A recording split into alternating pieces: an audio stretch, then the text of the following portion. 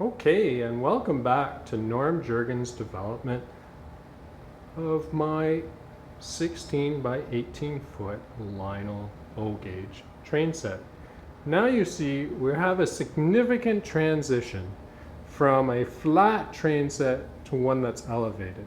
And a simple way of doing this is by cutting using 3 by 3 8 sheets of plywood, a base for the different elevations, and using studs, 2 by 4 studs, to establish the height.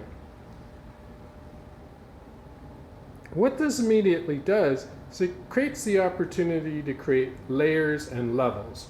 So you can actually have a train running underneath another train, and when you're using your Lionel tunnels, you get a height of one train passing underneath another. As you go around curves, you'll notice you have a slight incline. And as we glue the studs down, those heavy weights that you're not used to exercising with too often now have a purpose for holding the track down as it's being glued.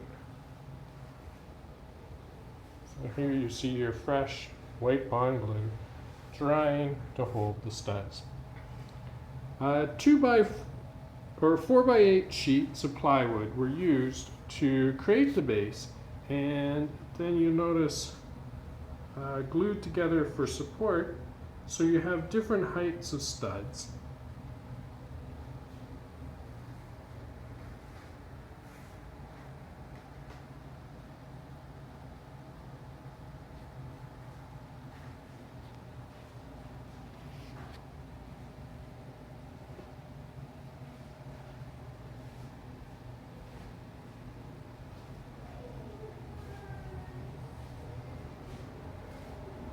A quick way of demonstrating the different heights using a tape measure .